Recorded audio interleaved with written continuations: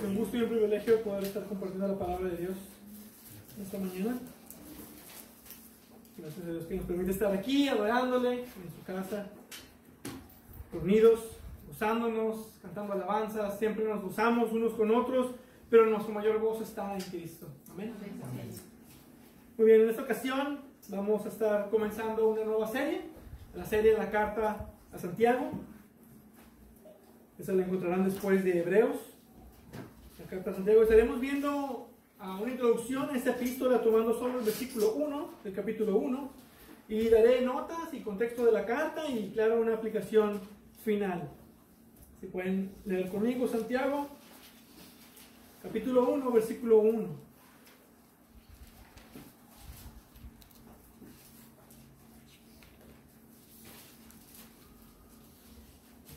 Dice la palabra de Dios: Santiago, siervo de Dios y del Señor Jesucristo, a las 12 tribus que están en la dispersión, saludos. Vamos a ver. Padre Dios bendito, Dios eterno, a ti te damos toda gloria, toda honra, te glorificamos. Queremos exaltar tu nombre por medio de alabanzas, pero también por medio de estudiar tu palabra, por medio de llenarnos de tu verdad, porque es la única manera en la que podemos ser santos, dice tu palabra, solo por medio de tu verdad. Yo te pido que santifiques a tu pueblo y nos hagas crecer, y por medio de esta exposición de Santiago nos ayudes a ver cómo es la vida en fe. Yo te pido que nos enseñes en esta mañana, nos hables a través de tu palabra y nos guíes por medio de tu Espíritu Santo. En el nombre de Cristo. Amén. Amén.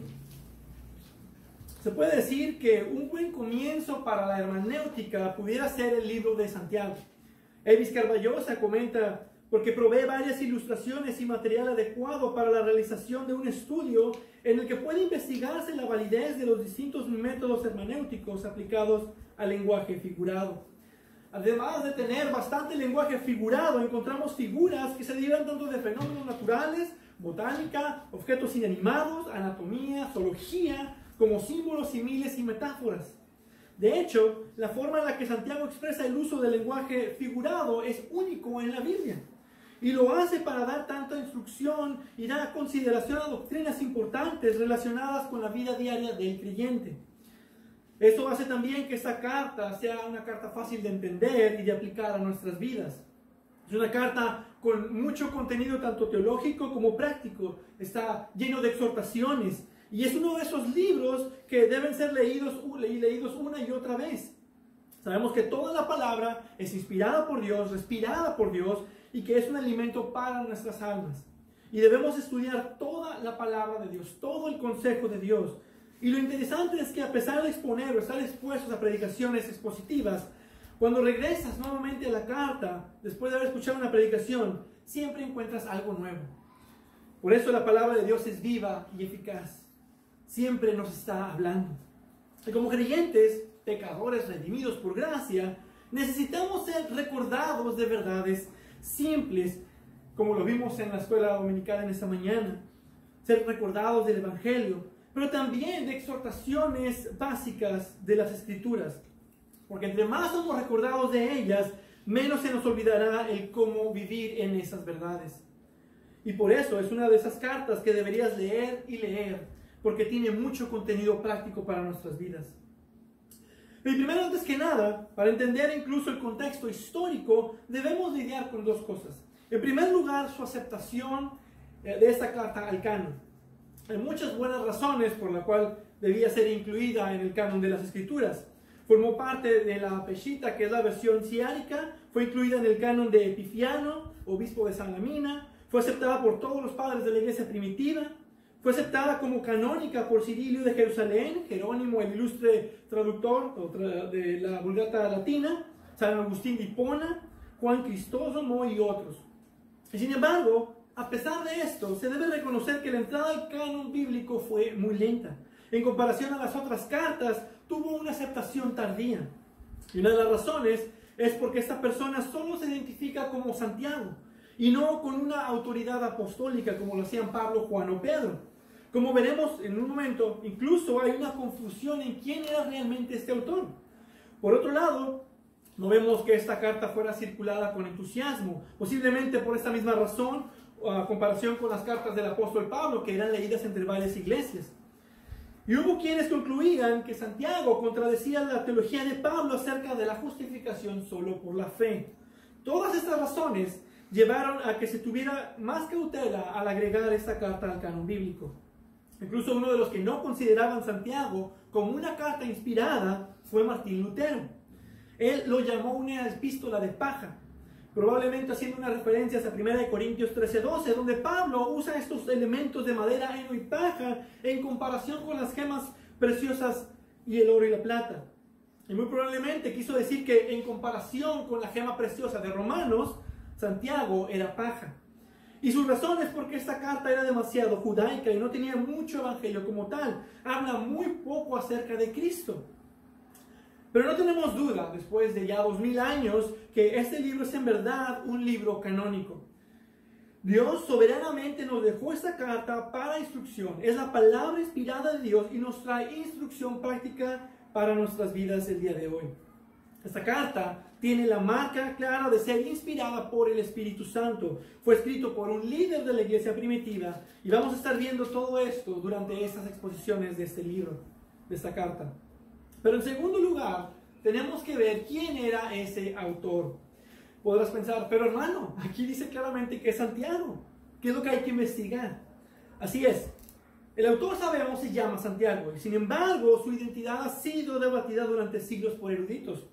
Han incluso llegado a la conclusión algunos que esta carta es de autor desconocido, quien fue algún maestro, posiblemente después en la era subapostólica.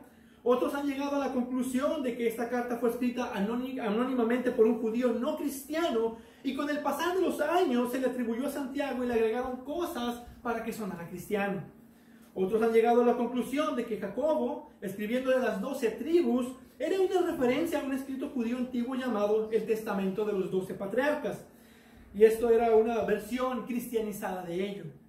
William Barclay, escritor escocés, sugiere que esta carta contiene material para ser considerado un sermón y que fue predicado por Santiago. Barclay sugiere que ese sermón fue recogido por un tercero al escuchar el sermón de Santiago directamente y luego le dio una forma literaria como aparece, como lo tenemos hoy en día.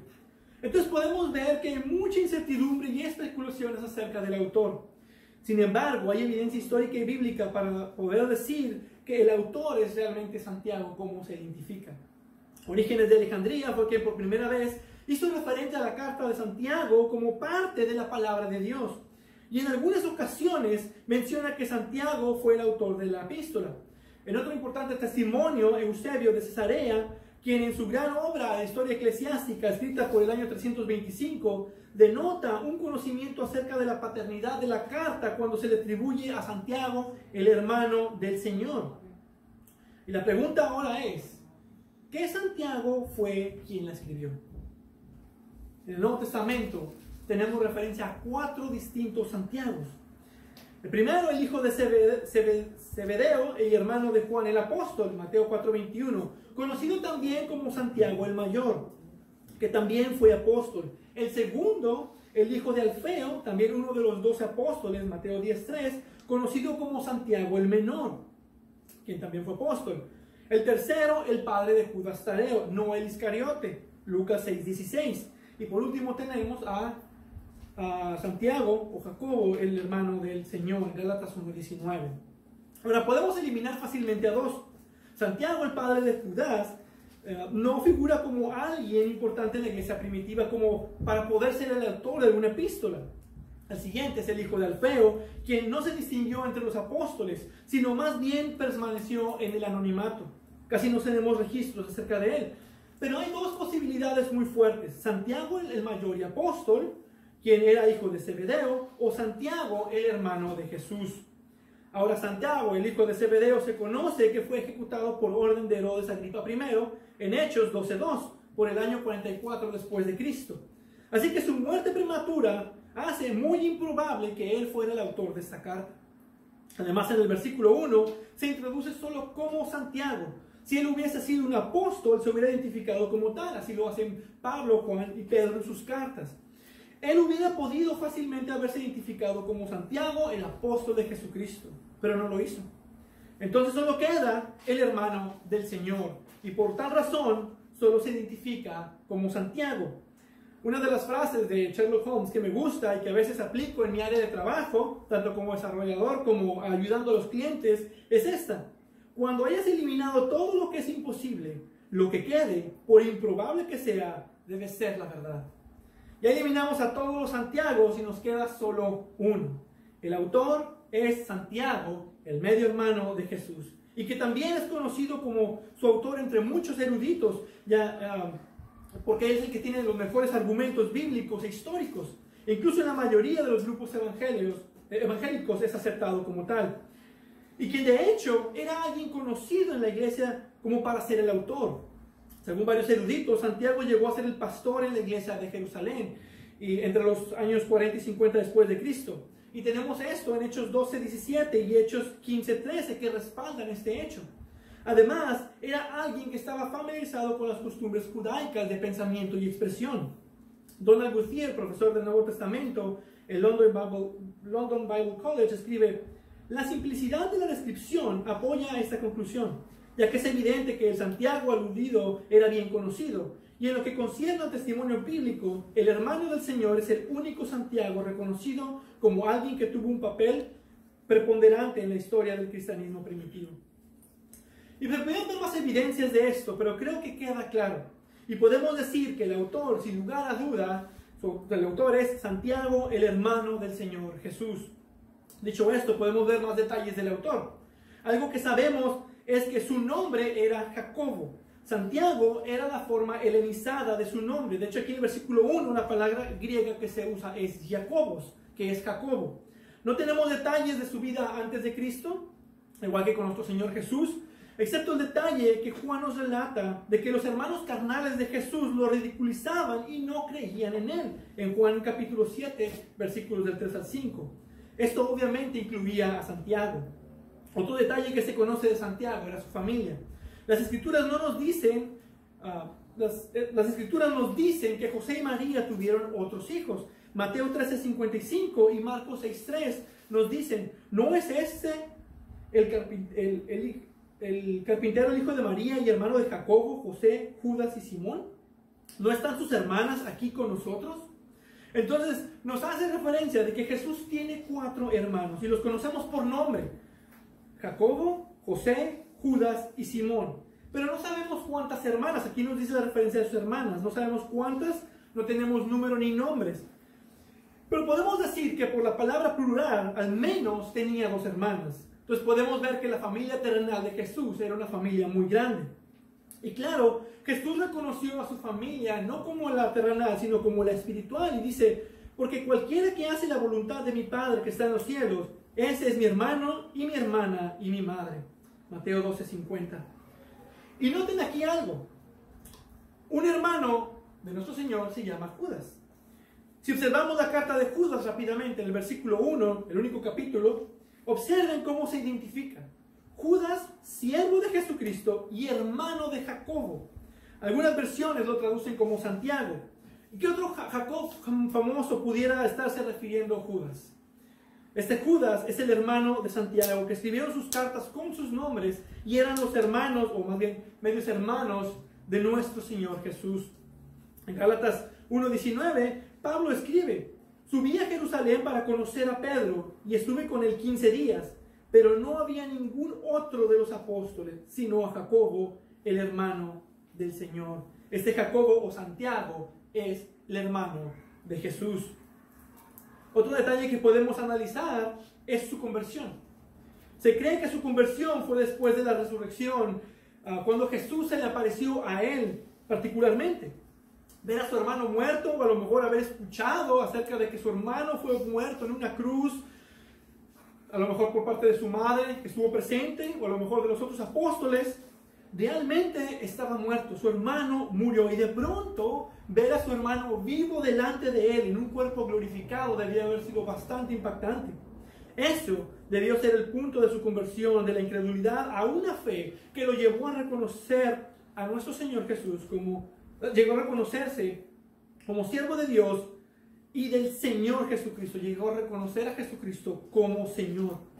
Él reconoció que ya había cambiado de amo, ya había cambiado de reino. Él ya le pertenecía a Cristo y él era su Señor. Y ahora él, Santiago, era siervo de Jesús.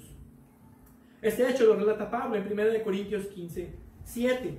Cuando dice, después se le apareció a Jacobo, hablando de la resurrección, dice, después se le apareció a Jacobo, luego a todos los apóstoles.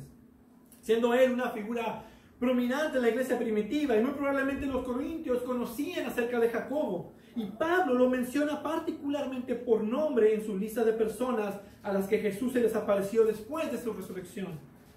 Dudo que su conversión fue antes, dado que su conversión fue antes de la ascensión de Jesús, podemos saber que Santiago estaba en el aposento alto con los discípulos. Hechos 1:14, de hecho, nos dice que los hermanos de Jesús estaban allí también con él. Ahora, analizando esto, podemos ver cómo era Santiago, cómo era esta persona. ¿Qué podemos ver acerca de su personalidad y su carácter? Si han leído la carta completa, podrán observar un carácter práctico. En una forma de resumen, su teología de la fe es que es una fe viva. Una fe viva producirá frutos y será una fe activa. Esto nos dice que Santiago era un hombre práctico, era un hombre de acción. La palabra obra se repite unas 14 veces a través de toda la carta. Otra característica que observamos era su humildad. En el versículo 1, él se autodenomina como siervo de Dios y del Señor Jesucristo. Él bien pudo haberse introducido, como era conocido, como el hermano del Señor, como Pablo tenía el credenciales para gloriarse en la carne. Santiago, anciano de Jerusalén, Santiago, hermano del Señor. Él pudo haberse introducido de esta manera, pero él se identifica como Pablo lo hace en Romanos con la palabra doulos, esclavo. Él era un siervo esclavo del Rey de Reyes, nuestro Señor Jesucristo. Y él se identifica como tal, como un siervo de Jesús. También vemos su amor y su tierna compasión para con los suyos cuando les llama a través de toda la carta, amados hermanos míos. A cada vez que hace una exhortación, hermanos, amados hermanos míos. Entonces era un hombre de amor y humildad, pero también era un hombre de coraje y valiente. Su llamado en la carta a que los creyentes frenen sus lenguas, a que se aparten del mundo, su ataque a los ricos injustos y los que no practicaban la misericordia, revela que Santiago decía las cosas tal como eran. Él era un hombre directo. Él hablaba la verdad del amor, pero con autoridad. Porque él sabía lo que hablaba y en nombre de quién lo hablaba. Podemos decir que como hermano menor de Jesús, esto Santiago lo aprendió muy bien. Aprendió el ejemplo de la vida de su hermano mayor. Otro detalle que se alude a la tradición es de que él era llamado rodillas de camello. Porque dice la tradición que ese hombre pasaba tanto tiempo en oración y cuando estás orando estás postrado de rodillas, entonces pasaba tanto tiempo de rodillas que le salieron enormes callos en sus rodillas por tanta oración. Y por eso se le llegó a conocer como rodillas de camello. Puede o no ser verdad esta tradición, pero me pareció interesante la nota. Pero sí es verdad que Santiago era un hombre que practicaba lo que predicaba. Y él mencionaba la oración en el capítulo 5. Este realmente, podemos decir, era un hombre que se dedicaba a la oración. Una última cosa que podemos notar de su carácter es que era un hombre bastante educado. Estaba familiarizado con fenómenos atmosféricos, la navegación, la domesticación de animales, la agricultura, la fauna. También tenía conocimiento de los idiomas principales de su tiempo, hebreo, arameo, griego. Y sobre todo tenía un muy buen entendimiento de la doctrina de la depravidad del hombre. Conocía la naturaleza humana, sabía lo terrible que es el pecado del hombre. Y también entendía la práctica de la sabiduría y la necesidad de la oración. Entonces podemos ver que este era un hombre bastante preparado, amoroso y valiente, pero también un hombre práctico. Un varón piadoso que tuvo mucho que enseñar. A este hombre se le llegó a conocer como Santiago el Justo. Así lo encontrarán en otros escritos. Ahora que tenemos definido quién es el autor y cómo es el autor, podemos entender un poco más de su contexto histórico. Los que consideran que Santiago, el hermano de Jesús, no fue el autor, colocan el escrito entre el 80 y el 90 después de Cristo y hasta incluso el 150 después de Cristo. Pero los que le atribuyen al hermano del Señor generalmente estiman que esto fue mucho antes, de hecho, incluso antes que las cartas paulinas. Flavio Josefo, el historiador del primer siglo, comenta que Santiago, el justo o el hermano de Jesús, fue martirizado, puesto a muerte por pedradas en el año 62 después de Cristo. Pero algunos, incluso por el hecho de que no se menciona el concilio de Jerusalén en la carta, llegan a citar esta carta entre el 44 y 46 después de Cristo. Esto la hace la primera carta escrita de todo el Nuevo Testamento, solo a unos pocos años después del Pentecostés. Y esto nos ayuda a entender por qué hay tanta enseñanza práctica en esta carta. Era la primera instrucción escrita para la iglesia primitiva. Ahora bien, ¿quiénes son los remitentes de esta carta? ¿A quiénes se envía esta carta? Hay incluso varias teorías acerca de quiénes pudieran ser los receptores, pero iré directamente al grano con este punto.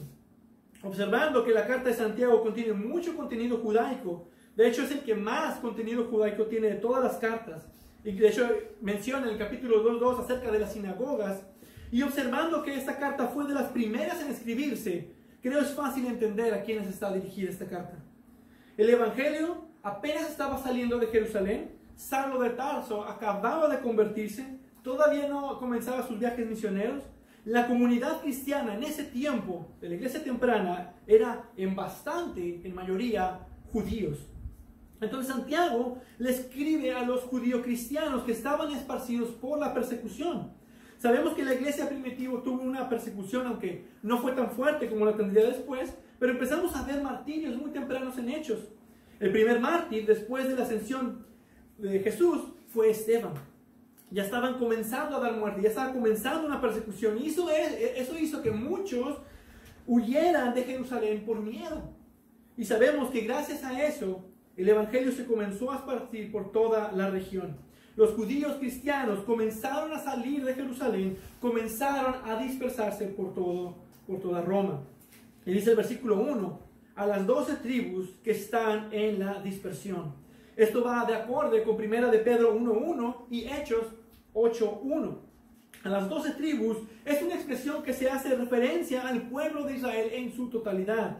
Esta era una forma de dirigirse a la nación de Israel como un símbolo de unidad nacional. A sus hermanos de la nación, a los que eran suyos. De hecho, Pablo lo expresa de una manera similar en Romanos 9, refiriéndose a los israelitas. Porque desearía yo mismo ser anatema, separado de Cristo, por amor a mis hermanos, mis parientes según la carne. Esa es la manera en la que se expresaban de su nación. Entendiendo entonces el contexto histórico, esta carta no fue escrita para gentiles como muchos aluden. Esta carta fue escrita para judíos. Pero, aunque sus destinatarios originales fueran judíos, no obstante debemos considerar que no era para todos los judíos. No está hablando acerca de toda la nación de Israel, sino específicamente para creyentes. Esta carta está dirigida específicamente a judíos que habían creído en el Señor Jesús y estaban ahora esparcidos por todo el imperio romano. Podemos notar por el contenido de la carta que el autor está pensando principalmente en judíos cristianos, mayormente pobres, pero al parecer también había un grupo pequeño de ricos que se estaban desviando por la avaricia. Y podemos notar que su mayor preocupación radica en los judíos que habían puesto su fe en el Señor, y por eso vemos esa palabra repetida, hermanos, por toda la carta. Estos judíos estaban siendo dispersos por la dura persecución y estaban pasando por pruebas muy duras. Y Santiago estaba preocupado en el cómo debían vivir ante esta situación. Estos hermanos en la fe, en cómo debían de practicar una fe viva en medio de esto. Cómo debían poner su fe en acción aún durante los tiempos difíciles de la persecución. Entonces podemos claramente notar que esta carta está escrita para judíos que habían creído, que estaban pasando por pruebas y persecución incluso antes de cualquier instrucción cristiana escrita. Estos cristianos fueron dispersos fuera de Palestina y por todo el imperio romano, y por lo tanto estos judíos cristianos asistían a sinagogas, obedecían a la ley mosaica y practicaban muchas costumbres judías. Y por eso entendemos por qué la carta tiene tanto contenido judaico. Ahora, por esta razón esta carta es una de las consideradas cartas universales, porque es para un grupo de creyentes en distintos lugares. A diferencia de las epístolas de Pablo, que iban dirigidas a iglesias específicas o a personas específicas, esta carta de Santiago, al igual que Hebreos, primera y segunda de Pedro, Judas, que también son consideradas cartas universales, iban dirigidas a varios creyentes en diferentes lugares. Y es algo importante de notar en esta carta. Ahora, entendiendo esto, ¿cuál es su propósito? ¿Cuál era el propósito del autor al escribir esta carta? En primer lugar, era de corrección por falsas doctrinas y los malos comportamientos que estaban teniendo, pero también como un intento de corrección sobre los falsos preceptos que ya se estaban infiltrando entre los creyentes judíos. Y su principal intención es de corregir un error de práctica y otro teológico prevalecente entre estos judíos. Henry C. Thiessen expresa el propósito y dice: la epístola parece haber sido ocasionada por experiencias corporales, estado espiritual y doctrinas falsas de los judíos de la dispersión. Estos cristianos fueron asediados por varias clases de males, tales como persecuciones de sus propios compatriotas, trato injusto por parte de los ricos y aflicciones físicas. Su estado espiritual estaba bajo, ellos tomaron una actitud incorrecta para con Dios y sus dádivas, se entregaron a conductas desenfrenadas, existiendo entre ellos contiendas, alborotos y tenían un espíritu mundano. También estaba bajo la influencia de gravemente malas concepciones doctrinales. Muchos actuaban como si conocer la verdad fuera suficiente, como si la fe sin obras satisfaciera todos los requisitos. Estas condiciones entre sus hermanos judíos creyentes llevaron al estricto y recto Santiago a escribir su epístola. Y veremos al estudiar la carta que Santiago ve las obras como una parte integral de la fe y no como algo separado, no como cosas distintas. De hecho, toda la carta en sí enseña categóricamente que una fe viva producirá buenas obras. Y eso está de acuerdo con la enseñanza de Efesios 2:10. Porque somos hechura suya, creados en Cristo Jesús para hacer buenas obras, las cuales Dios preparó de antemano para que anduviésemos en ellas. Entonces podemos concluir que su propósito era mostrarles a estos judíos cristianos que las buenas obras no dan mérito para salvación, pero sí son el resultado de la salvación, independientemente del contexto en el que te toca vivir. La vida que agrada a Dios es de una que está obrando, poniendo en práctica su fe, la cual es una fe viva, es una fe en acción. Una fe que no se estanca, pero que anda conforme a la voluntad de Dios. Esto es, en las buenas obras que Él mismo nos ha dado.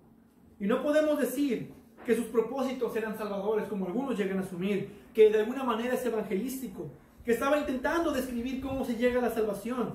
Recordemos que Él está escribiendo a verdaderos cristianos que ya estaban en la salvación.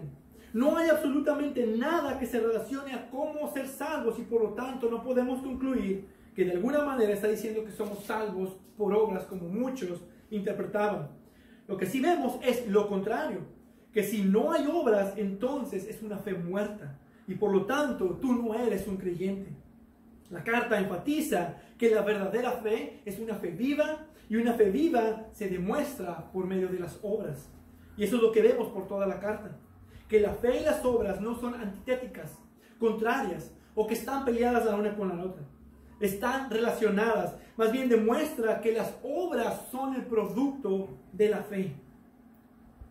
Ahora bien, habiendo observado el contexto de la carta y el propósito de la carta, vamos a ver rápidamente cuál es el bosquejo de la carta. Primeramente, en el versículo 1 vemos lo que es la salutación, donde encontramos quién escribe la carta, quiénes la reciben y un saludo. Ahora, hemos observado quién es el autor. Dijimos que es Santiago, el hermano menor de Jesús, y les está escribiendo a los cristianos judíos que estaban dispersados por todo el imperio romano. Y les manda un saludo. A diferencia del apóstol Pablo, que sus salutaciones son un poco más elaboradas, Santiago solo usa una palabra. Y esa palabra aquí era usada comúnmente en ese tiempo para saludar a alguien, pero tiene también otro significado. La palabra que se usa es jairo, cuyo significado es regocijarse o estar contento. Y está en un tiempo presente infinitivo. La función de este tipo de verbos es de una acción que continúa, que no se guarda en relación al tiempo. Es presente, pero que continúa indefinidamente. Es como si les dijera, les deseo gozo continuo por siempre. Pero creo que Santiago está haciendo esto, como lo hace el apóstol Pablo en sus salutaciones también. Al abrir la carta de esta manera, refleja el contenido de la carta. Y al decir, regocíjense siempre, es para alentarlos a vivir la fe en medio de la difícil situación en la que estaban enfrentando. Y es como vemos, comienza su contenido en el versículo 2. Entonces podemos decir que Santiago, al saber lo que les quería escribir, a pesar de ser un saludo cotidiano, escribe esta particular palabra con un propósito particular y usa esta palabra, regocíjese siempre, estar siempre en gozo. Jairo. Creo es claro que Santiago les deseaba un gozo permanente por medio de poner su fe en acción, por medio de poner su fe en marcha. Este no era un gozo momentáneo, sino uno perdurable. Un gozo que no dependía de las circunstancias externas, sino uno que tiene por objeto aquel que es perfecto y que lo llena todo en todo. Y ese es un llamado para nosotros también, a buscar ese gozo perdurable y fuerte que solo puede ser hallado en Cristo Jesús. Y Santiago sabía esto. Este gozo no es común, este gozo no proviene de las cosas del mundo, no lo encuentras en el mundo, sino que está atado a la roca eterna, y eso lo hace perdurable. Ese gozo, esa felicidad y ese contentamiento solo pueden ser duraderos si están en Cristo Jesús. Los apóstoles animan constantemente a este gozo, aún en medio de las dificultades, pruebas y tentaciones. Y esa es la intención también de Santiago, de animar al creyente a un gozo duradero por medio de poner su fe activa. Después tenemos los versículos del 2 al 12 que nos habla acerca de la fe viva en relación con las pruebas en la vida de todo creyente. En primer lugar, esa fe viva produce paciencia en medio de las pruebas, apela a la sabiduría divina por medio de la oración. Incluso produce una actitud correcta frente a las pruebas y ayuda al creyente a resistir la prueba porque anticipa las bendiciones de Dios. Después de los versículos 13 al 18, nos habla de la fe viva en relación con las tentaciones que como creyentes vamos a tener. Primero ataca la falsa creencia que esas tentaciones no provienen de Dios, sino que se originan en la naturaleza pecaminosa del hombre. Y por todo lo contrario a esta falsa creencia, Dios es el dador de toda buena dádiva. Después de los versículos 19 al 27, nos habla de la fe viva en relación con la palabra de Dios, en cómo el hacedor de la palabra evidencia madurez espiritual y es bienaventurado, y evidencia también el fruto de la palabra en la práctica de la verdadera religión. Después tenemos el capítulo 2, versículos del 1 al 13, habla acerca de que el hombre que tiene una fe viva practica la imparcialidad. Y esa imparcialidad es congruente con la fe viva porque da prioridad a las cualidades internas de la persona. Es congruente con los propósitos electivos de Dios y es congruente con la revelación escrita y con el juicio venidero. Luego versículos 14 al 26 nos habla de que la práctica de la fe viva produce buenas obras. Produce buenas obras en beneficio del prójimo, no se limita a un simple credo y se demuestra en actos de obediencia a Dios. Después del capítulo 3, versículos 1 al 12, nos dice que la práctica de la fe viva produce control y madurez espiritual en el hablar de todo cristiano y particularmente en el del maestro. Versículos 13 al 18 nos habla que la práctica de la fe viva produce sabiduría en el hombre de entendimiento. Quien rechaza la sabiduría terrenal y quien practica la sabiduría de lo alto. Luego capítulo 4, versículos 1 al 3, nos dice que la práctica de la fe viva identifica la causa de las prácticas mundanas entre los creyentes.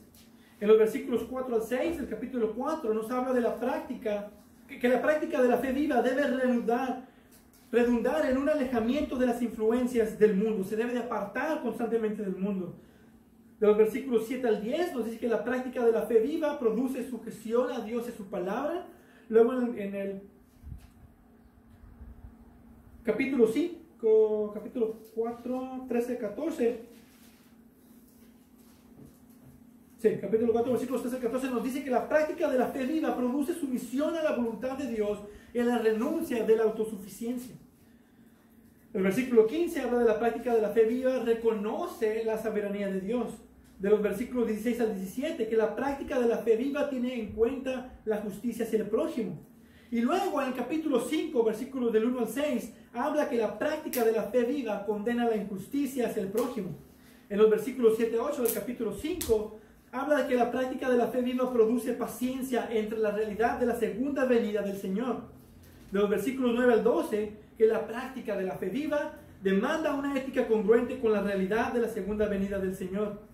Del 13 al 18, que la práctica de la fe viva apela a las armas espirituales para hacer frente a las dificultades.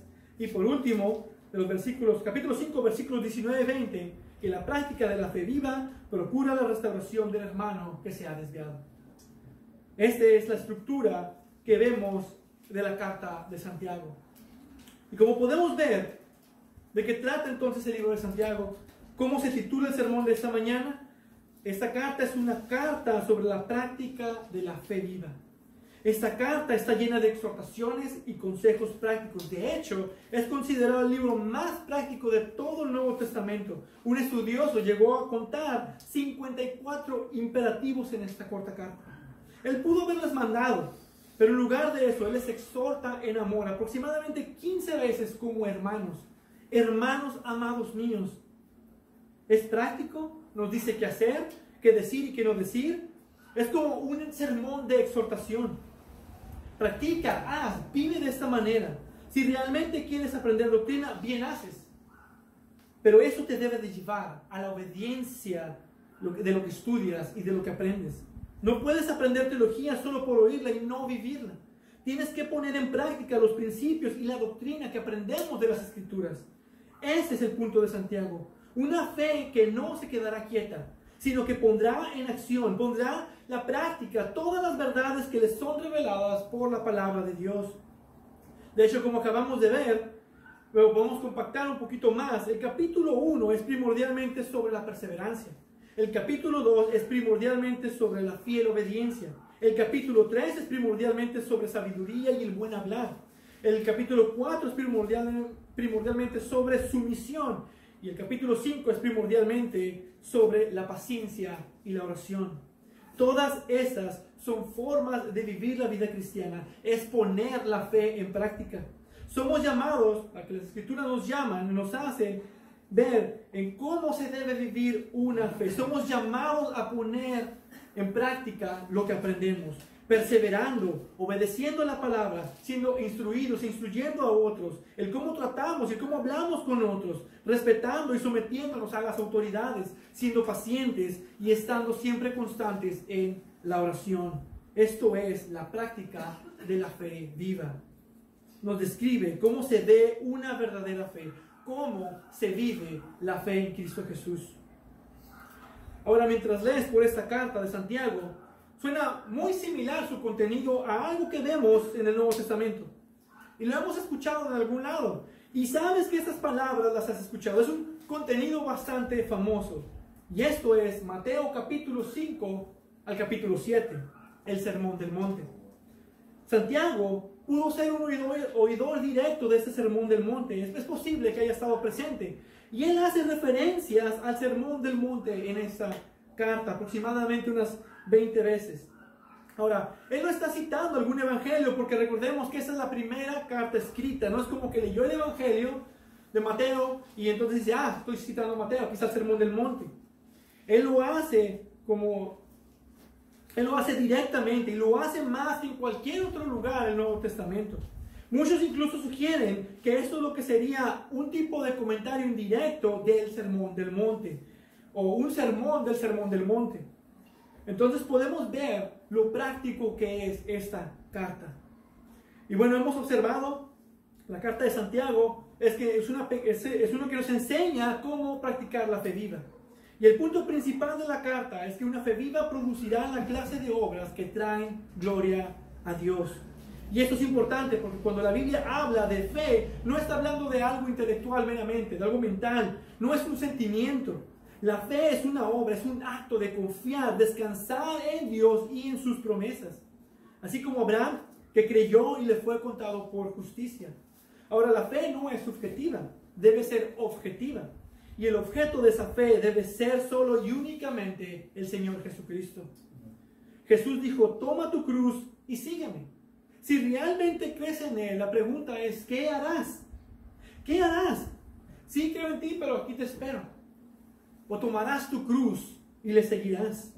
Creer en Jesús es seguir a Jesús, es mirar a Jesús, son acciones. La vida de fe es andar en las buenas obras, es andar en acción. Si crees en Jesús, le vas a seguir, le vas a obedecer, vas a tomar tu cruz todos los días e irás en pos de Él.